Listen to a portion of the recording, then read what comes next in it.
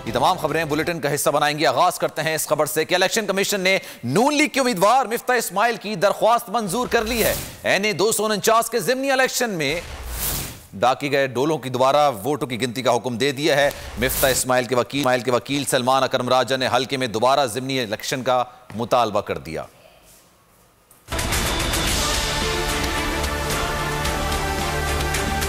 के उम्मीदवार मिफ्ता इस्माइल की दरख्वास्त मंजूर। इलेक्शन कमीशन ने NA 249 में दोबारा गिनती का हुक्म दे दिया।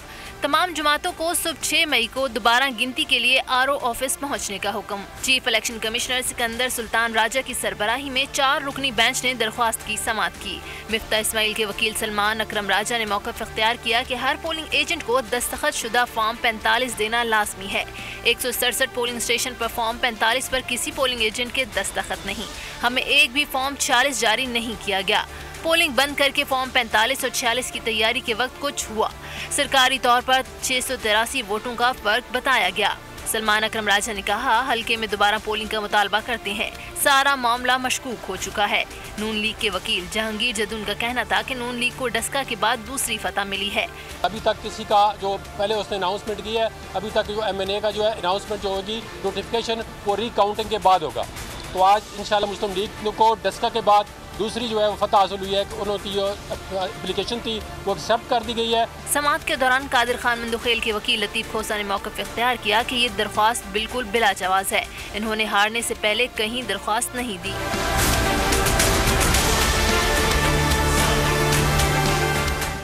इलेक्शन कमीशन की जानिब से कराची के हल्का NA 249 में वोटों की दोबारा गिनती के हुक्म से नून लीग की क़यादत में खुशी की लहर दौड़ गई। शहबाज शरीफ कहते हैं, वोटों के कम फर्क की वजह से ऐसा करना जरूरी था। मरियम नवाज ने ट्वीट में कहा कि वोटों की दोबारा गिनती से उम्मीद है कि जीत मुस्लिम लीग नून की होगी। राना सनाउल्लाह ने कहा कि इंतखाबी अमल पर फरीकैन का इत्मीनान ज्यादा जरूरी है। शाहिद खाकान अब्बासी ने खदशा जाहिर किया कि सिंध पुलिस वोट खराब करेगी।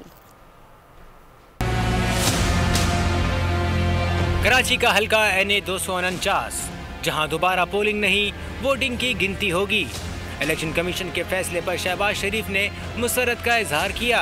ट्वीट में लिखा कि नून लीग के वोटों की दोबारा गिनती के मुतालबे को कबूल कर लिया गया। वोटों के कम फर्क की वजह से ऐसा करना ज़रूरी था। वोट की साख जमहूरियत की एक यकीनी बुनियाद है। मरियम नवाज बोली, NA 249 के अवाम के हक़ की खातिर जी जान से कोशिश करेंगे। अल्हम्दुलिल्लाह वोटों की दोबारा गिनती से उम्मीद है जीत मुस्लिम लीग नून की होगी। ट्वीट में लिखा कि इलेक्शन कमीशन को हर मुस्तरद शुदा वोट को अच्छी तरह देखना होगा। राना सनाउल्लाह कहते हैं कि इंतखाबी अमल में एक सीट इतनी अहम नहीं होती जितनी के इंतखाबी अमल पर फरीकैन के इत्मीनान और एतमाद की। ये हमारा जो इलेक्शन प्रोसेस है, इसके ऑथेंटिक होने, इसके ऊपर लोगों का इत्मीनान होने, इसके न सिर्फ शफाफ होने बल्कि शफाफ नजर आने का जो है ये मामला है। और अगर ये ऐसा हो जाता है जो कि यकीनन अब दोबारा गिनती की सूरत में जो शुबहात थे, जो ऑब्जेक्शन थे मिफ्ता इस्माइल साहब के, तो वो बात सामने आ जाएगी। शाहिद खाकान अब्बासी ने मीडिया से गुफ्तगू में कहा कि सिंध पुलिस फरीक बन चुकी है, खदशा है वो वोट खराब करेगी। मिफ्ता साहब को फौज के बजाय रेंजर्स का लफ्ज इस्तेमाल करना चाहिए था। NA 249 में दोबारा गिनती का हुक्म। बिलावल भुट्टो जरदारी का कहना है कि पीपल्स पार्टी ने शिकायत के बगैर मुस्तकिल मिजाजी से दोबारा गिनती की इजाज़त देकर एक नई मिसाल कायम की है। चेयरमैन पीपल्स पार्टी ने ट्वीट में लिखा, 2018 में बहुत सी सीटें 5% के अंदर आती थीं, पर उम्मीदवारों को मौका नहीं दिया गया। पहले इलेक्शन कमीशन के हुक्म की तामील हो जाए, फिर पीपल्स पार्टी ऐसी तमाम नशिस्तों पर दोबारा गिनती के लिए इलेक्शन कमीशन जाने पर गौर करेगी। NA 249 से पीपल्स पार्टी के उम्मीदवार कादिर खान मंदोखेल कहते हैं कि दोबारा वोटों की गिनती में भी नून लीग को जवाब मिल जाएगा। मीडिया से गुफ्तगू में उन्होंने कहा कि नून लीग ने एतमाद खो दिया। लतीफ खोसा बोले, 227 पोलिंग स्टेशन में से किसी एक पोलिंग स्टेशन पर भी बेजाब्तगी की शिकायत नहीं की गई। नून लीग जब जीत जाती है तब ठीक, और जब हार जाए तो धांधली का शोर मचा देते हैं। 6 तारीख को 9 बजे रिकाउंटिंग है। इंशाल्लाह जीत पीपल्स पार्टी को होगी। तमाम पोलिंग स्टेशन के रिजल्ट हमारे सामने मौजूद है। हमने अपनी क़यादत पे हमें अपनी जानों पे, हमें NA 249 के तमाम वोटर्स पे पूरे यकीन है कि इंशाल्लाह इनको एक मरतबा और जो ना जिल्लत उनकी मुकद्दर बन चुकी है। एक पोलिंग स्टेशन से भी कहीं शिकायत नहीं आई कि कोई धांधली इलेक्शन में हो रही है। 2:30 बजे रात के इलेक्शन रिजल्ट अनाउंस होने के बाद ये एक दरख्वास्त रिटर्निंग ऑफिसर को दी जाती है जिसमें कहा गया कि रिजल्ट के आने की यानी तरसील में तसाल की बुनियाद पर शकूक व शुबहात हैं, इसलिए रीकाउंटिंग कराई जाए। अगर आप रीकाउंटिंग चाहते हो तो फिर आप कोई ठोस इस्तदलाल देंगे और उसके साथ कोई शवाहिद के साथ लगाएंगे।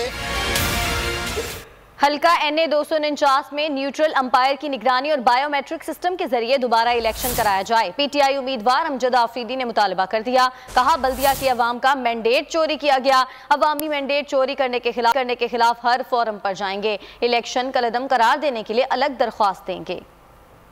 को कालादम देकर दोबारा से इलेक्शन कराया जाए। अलमिया ये कि इंसाफ के लिए जिंदगियां गुजर जाती हैं, इंसाफ नहीं मिलता। तो मैं मिडिल क्लास घराने से हूँ, मैंने तीसरा इलेक्शन लड़ने आया हूँ और जिस तरह से ये सिस्टम ने जो मेरे साथ तीसरी बार बेईमानी, चीटिंग और फ्रॉड की है, मैं वज़ीर आज़म इमरान खान साहब से भी अपील करता हूँ DCP न्यूट्रल अंपायर रखे और उस पर इलेक्शन करवाए। उसके बाद पता चलेगा कि किस तरह से इलेक्शन होता है। सिंध हुकूमत कोरोना SOPs पर अमल दरामद में बुरी तरह से नाकाम रही है। अंदरूने सिंध और बिलखुसूस कराची में SOPs पर सबसे कम अमल दरामद हो रहा है। फवाद चौधरी की तनकीद। कहा कराची के असरात पूरे मुल्क में जाते हैं। NA 249 के हवाले से वफाकी वज़ीर इत्तलात ने कहा कि PTI का मुतालबा है हल्के में दोबारा पोलिंग कराई जाए। वोटों की दोबारा गिनती का कोई फायदा नहीं होगा। काबीना ने ऑर्डिनेंस के जरिए इलेक्शन कमीशन को इलेक्ट्रॉनिक मशीन इस्तेमाल करने की मंजूरी दे दी है। मशीन से 20 मिनट में पूरे हल्के का नतीजा सामने आ जाएगा। NCOC ने कोरोना का फैलाव रोकने के लिए मजीद सख्त फैसले कर लिए। 8 से 16 मई के दौरान SOPs पर अमल दरामद के लिए मॉनिटरिंग के लिए टीम्स बनाने का फैसला कर लिया। तमाम कारोबारी मराकज़ और दुकानें बंद रहेंगी। सीव्यू और पहाड़ी इलाकों में जाने पर भी पाबंदी लगा दी गई। वफाकी वज़ीर असद उमर की ज़ेर सदारत NCOC का अहम इजलास। मुआविन ख़ुसूसी बराए सेहत डॉक्टर फैसल सुल्तान की ख़ुसूसी शिरकत। 8 से 16 मई के दौरान SOPs अमल दरामद यकीनी बनाने और पाबंदियों पर अमल की निगरानी के लिए मॉनिटरिंग टीमें तश्कील देने का फैसला। NCOC का कहना है कि 8 से 16 मई के दौरान तमाम कारोबारी मराकज़ और दुकानें बंद रहेंगी। सयाहत और होटलिंग पर भी पाबंदी होगी। सी व्यू और पहाड़ी इलाकों में जाने पर भी पाबंदी लगा दी गई। ताहम petrol pumps, medical stores, grocery stores, bakery और फूड आइटम्स की दुकानें खुली रहेंगी। NCOC के सरबराह असद उमर ने SOPs की तामील की तफसीलात जारी कर दी। ट्वीट किया कि फौज की तैनाती से SOPs पर अमल दरामद बेहतर हुआ। कौमी सतह पर SOPs अमल दरामद की औसत तामील दुगनी हो गई। 25 अप्रैल को 34% थी, 3 मई को ये शरह 68% तक पहुँच गई। ईद तक SOPs पर सख्ती से अमल करने की ज़रूरत है। फ्रंट लाइन पर लड़ने वाले मसीहा कोरोना के रहमो करम पर हैं। KP में एक और मसीहा जिंदगी की बाजी हार गया। सुबह भर में कोरोना से जाँ बहक डॉक्टर्स की तादाद 65 हो गई है। दूसरी जानिब KP में खवातीन भी कोरोना के रहमो करम पर आ गई हैं। खवातीन में कोरोना वायरस के बायस हलाकतों की शरह 47% तक पहुंच गई है। ए नूरे खुदा नूरे बसीरत की तलब है, रमजान का सदका तेरी रहमत की तलब है। मख्फी हैं इसी माह में रहमत के करीने, गर्दाब से निकले हुए बख्शिश के सफीने। गोया है तेरे इश्क में हम सब बराबर, मजलिस को तू गुलदस्ता फिरदौस बना दे। रिंदों को सनाए शहलौलाक पिला दे, तू शम्मे कलम को यदे बैज़ाई अता कर। बच्चों को तो इफ्तार में तस्नीम अता कर। रमजान मुबारक की खुसूसी नशरियात रमजान में बोल, सिर्फ बोल एंटरटेनमेंट पर। रमजान में बोल।